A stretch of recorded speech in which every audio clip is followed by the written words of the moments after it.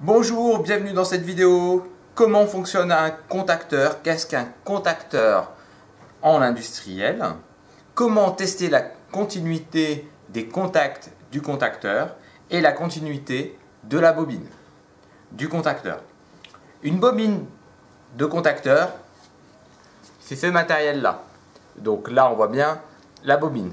Nous voyons une borne qui est là et deux bornes là, ici et ici. Simplement que la borne que nous voyons là est la borne A1, que les bornes que nous voyons ici et ici, ce sont les bornes A2 doublées.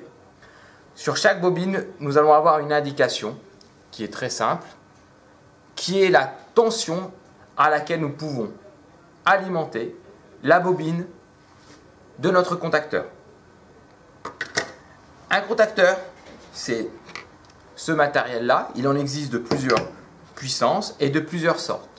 Ce sont des contacts auxiliaires et ça c'est plus un contacteur avec des contacts de puissance. À partir de là, mon contacteur est fait de ma bobine, de l'élément qu'il y a ici, d'un ressort de rappel, d'un circuit magnétique fixe et un mobile avec ce qu'on appelle des bagues de déphasage pour éviter que le contacteur ne fasse trop de vibrations dues au champ magnétique. Pour rester simple, vous avez plusieurs parties du contacteur. Ce qui va être intéressant, c'est de venir ouvrir et fermer avec le contact qui est ici, les contacts du contacteur. Il y a parfois des contacts de puissance mélangés avec des contacts de commande. Pour certains, que des contacts de commande. Ça va dépendre du modèle de contacteur que nous avons. En électricité, nous avons des repères avec des couleurs et aussi avec des références qui sont généralement notées en face avant du contacteur. Parfois, il arrive que sur le contacteur, nous ayons les symboles. À partir de là, nous allons tester la continuité de la bobine de notre contacteur, la continuité, savoir si ma bobine n'a pas été blessée. Dans un premier temps, je l'observe de manière visuelle, cette bobine paraît saine. À partir de là, je prends mon multimètre, donc ça c'est un multimètre que l'on peut trouver n'importe où, en grande surface, et je peux commencer par faire ça, si je ne maîtrise pas le multimètre. Venir me brancher sur les deux bords et me mettre dans la sonnerie qui est ici, qui est un essai tout ou rien. Soit ça sonne, soit ça ne sonne pas. S'il y a continuité, ça sonne. S'il y a une discontinuité, ça ne sonne pas.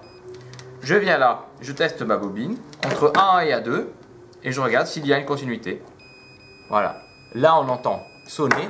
Tout va bien, ma bobine est saine.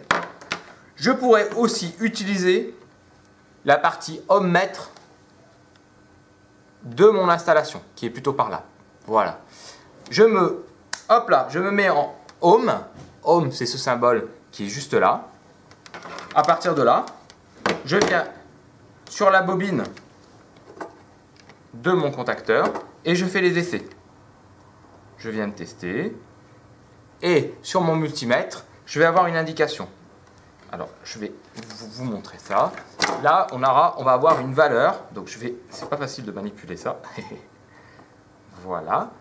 Et là, normalement, je devrais avoir une valeur. Donc, je vais reprendre. Je vais y arriver. Si je n'y arrive pas, c'est pas très grave. Hop et hop. Les aléas du direct. Voilà une valeur. Ah, je ne sais pas si j'y suis arrivé.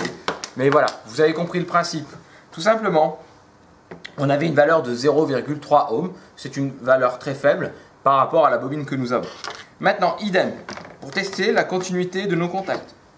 Vous avez des contacts NO 13 et 14 et vous avez des contacts NC 21 et 22. 13 et 14, c'est un contact normally open.